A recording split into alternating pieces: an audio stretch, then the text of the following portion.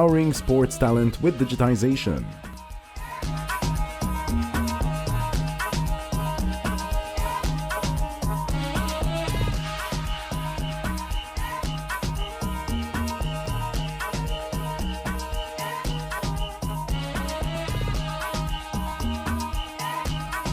Thank you. It's turned into a fireside chat rather than a panel. So It's going to be a great one. it will, yeah. Let me just make sure I've got the right question set. Well, So I'm going to start grilling you on some of these. Let's get to this. So, sorry about this. Firstly, how is digitisation reshaping the way that young athletes are discovered and nurtured? I think that for Africa, digital is really a space that is now coming up. We work within the informal space where technology wasn't really part. Athletes and talents are really discovered on the field. You need to go to the community to discover them. But technology and digital platforms are coming up. So agents are being able to use that to discover new talent. I mean, we've seen new talents going into the European League, Sports League, especially with football. So it's a way to go.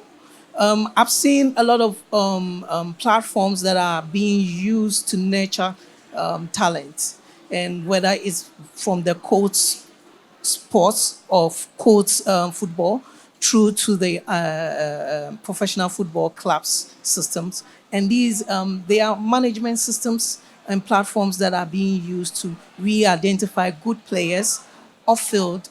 And then in a nutshell, it's really a space where digital platforms are being used by sports clubs and also agents to discover players. Are they widely available enough to the smaller entities? So if you haven't got your big clubs with your big budgets that have all the digitisation, are there things in place to be able to spot incredible players from local backgrounds that may not have been scouted in other ways? The challenge is still there that I work with a friend of mine who owns a football club. And most of the conversations that we've had in discovering new players is basically going from space to space. There hasn't been a lot of Africa-centric platforms to really discover them. But I believe that most of the platforms we are even using now are foreign platforms that we are using, basically entering data onto that platform and then trying to see how these athletes are faring or how these talents are faring. So it's a very difficult space to be in for clubs and amateur players, but I believe that with the technology being there, more and more talent can be discovered. I hope I've got the question right, but we can. Absolutely fine, thank you. So you say about the data points that are being collected. Can you give me an insight of what sort of data points are actually being collected and then reported back? Some of the data pivot on how long a player has been playing on the field, their training regiments, some data on nutrition as well. And I've seen some players that are on a regular. Also, some of the data being take age, demographies, and stuff like that, and also regional data, as in. For instance, in Ghana, we can take data from, let's say, whether it is in the capital or it's in the rural areas. And all these data is coming to a place where we could really identify who is doing well in certain locations and who's not doing well in certain locations. Although technology hasn't really gone all to all these spaces, it's really, really small bit of younger people and talent that really understands how these data works. And the clubs also, how these data works. But it really falls on club managers or club scout managers to really understand how these data works so that they can pick up these kids into the professional stream. Thank you. So, bit of a confession. I'm a massive football manager geek. I will sit and play that game for hours on end. Now, my scouting regime is pretty much going on there and trying to find certain attributes. So you'll have things like acceleration, pace, strength, Sure. stamina, all those sort of things. Are those being reported back as well, or is it purely game stats for now? For an African perspective, is basically looking at the player on the field, how well they are playing.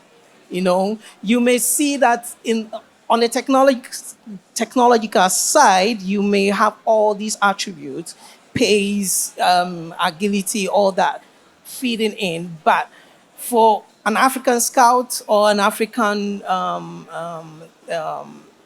club owner, he's looking at how skillful the person is. He's looking at how long the person can stay on the field and not get tired.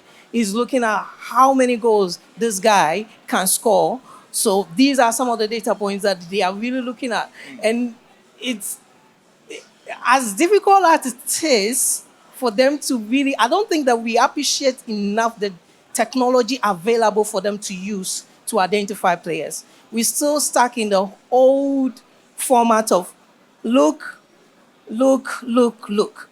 You understand? I'm looking at a player playing on the field. Okay, there's a training regime.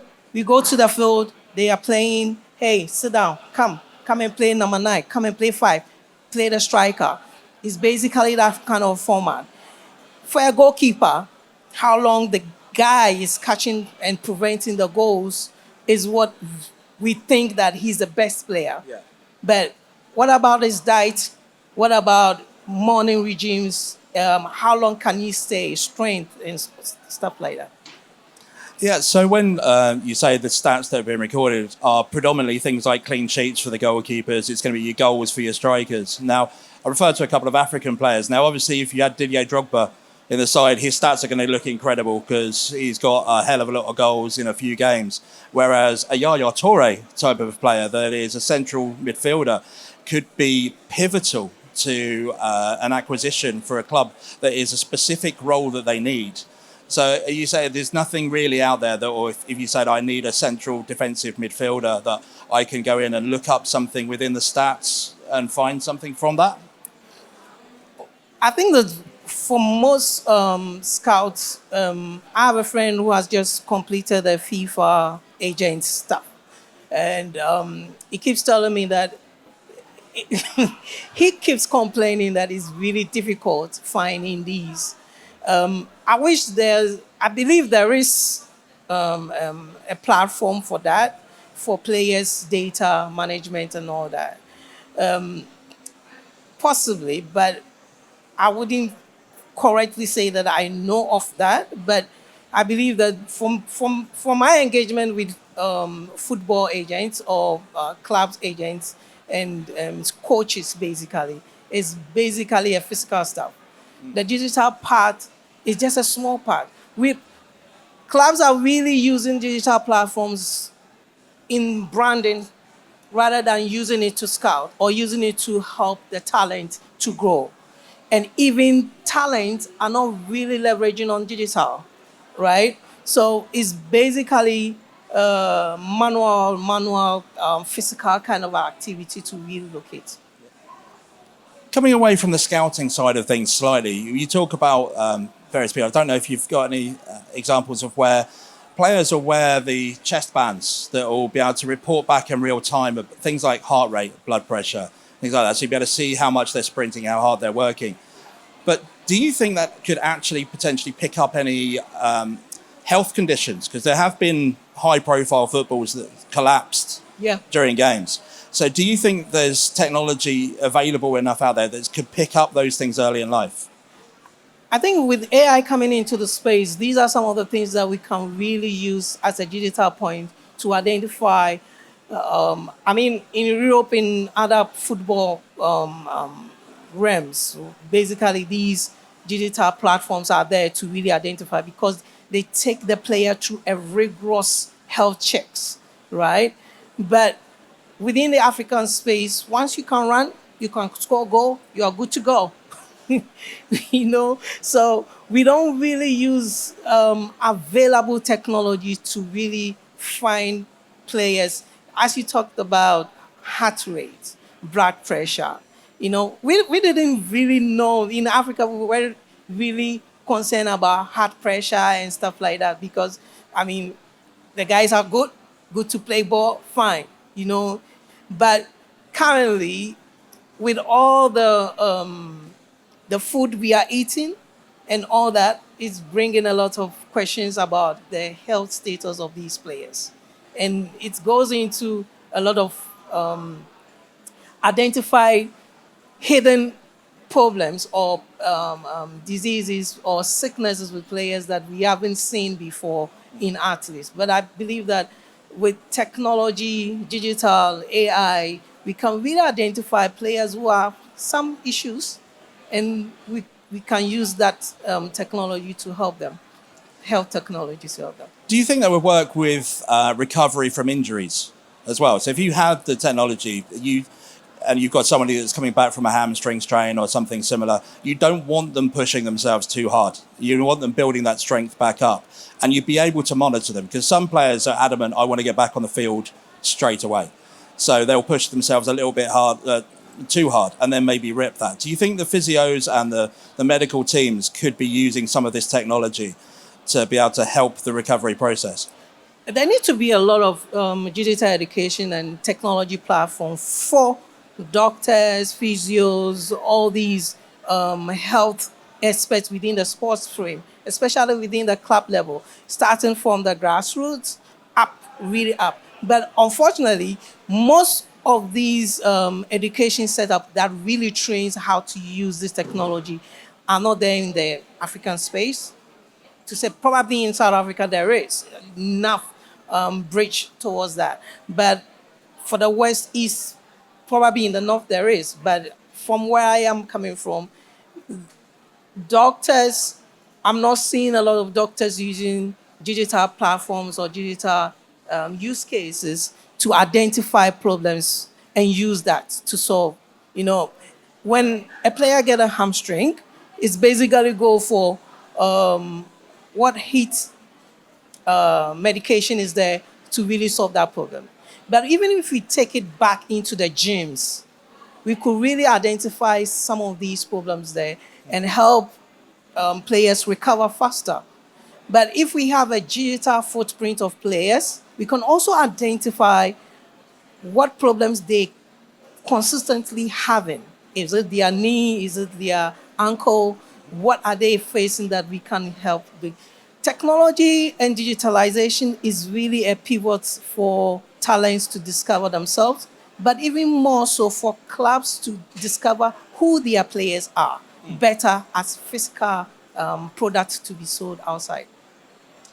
Do you think it's maybe not been adopted as widely as it could have been on a commercial basis? Because obviously there's a return in the fact that you'll get a player back, or they might be fitter or better than they were, but you're not bringing money through the door by this. So are teams pushing too much towards anything that generates revenue rather than improves players and things in Africa? I mean, Europe, you get a lot of clubs that tend to put a lot of money into their training centres. What's it like here in comparison?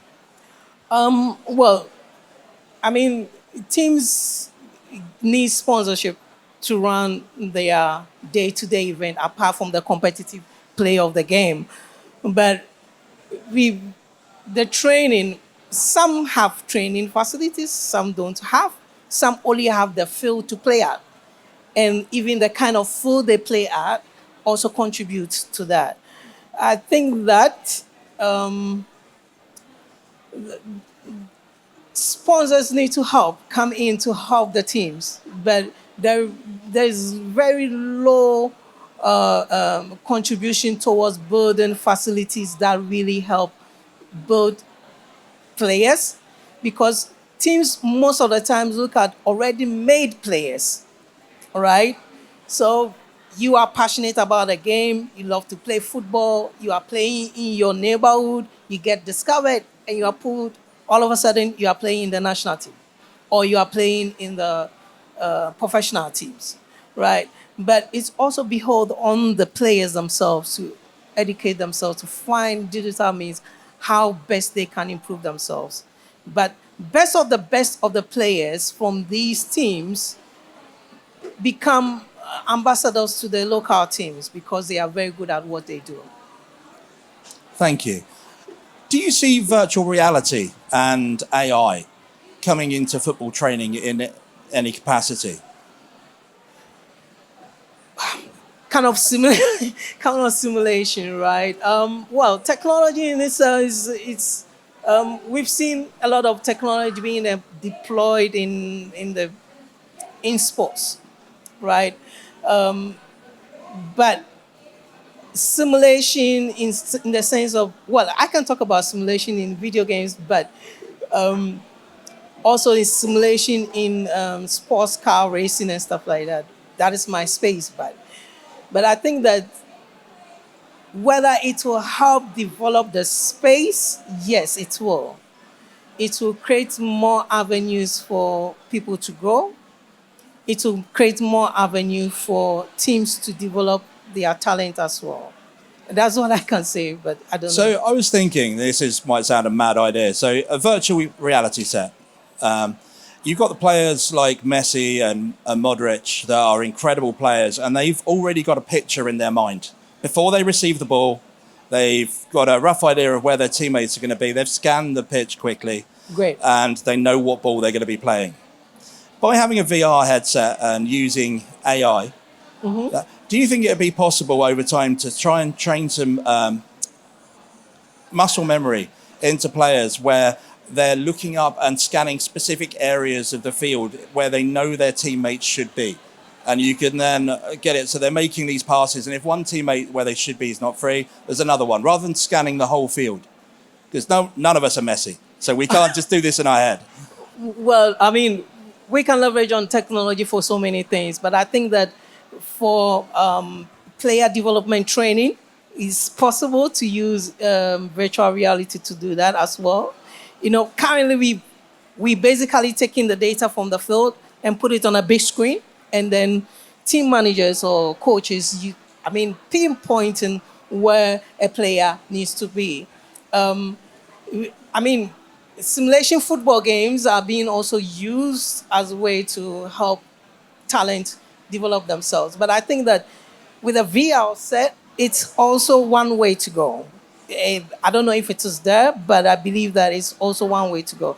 But even on the fun engagement part, that's where it's going to get exciting. Because I've seen an experience where you wear the VR set and you are already in the stadium. You can feel and experience maybe if it's an El Clasico type of tournament, you can wear it and all of a sudden you could see who is next to you and will feel the excitement. So that is growing, but I haven't seen it deployed in developing talent in the sports space. Probably it could be used.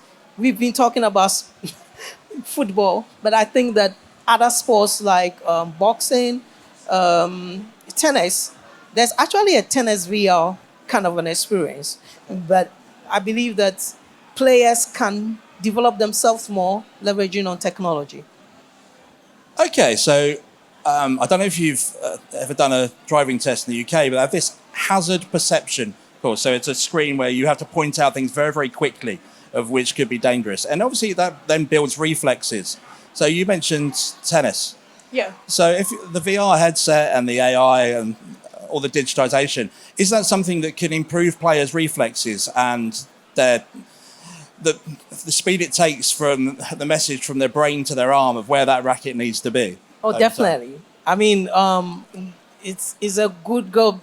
Definitely if you wear a headset, you could actually speed up the process or speed up how the ball comes. So definitely your reflexes.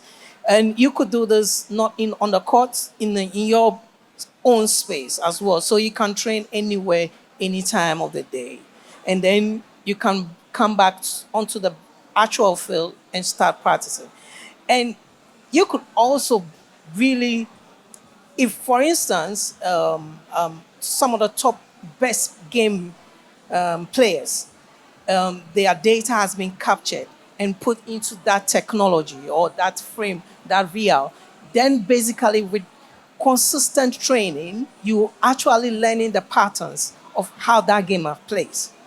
So you enter into the field and you can barely recognize how these players play. You meet an opponent and you are able to identify a scenario, how maybe Serena Williams plays, and you're able to capture that. For instance, maybe a lot of people know about the Gran Turismo movie. It's basically kind of a similar thing because all they did was to master the tracks of the road. And the guy who has been using esports or playing the Gran Turismo virtually, as in a simulation, was able to play and won in the actual racing track. So with consistency, and I would say that you also need a lot of passion, right, to really work your way out from just using technology. You need to come onto the real field as well, because it's not just about leveraging on the technology, but practice on the actual court as well. That's perfect. Thank you very much. Again, we're out of time, so thank you very much for joining me. Thank you. It's been a pleasure. Thank you. And have a great show, everyone.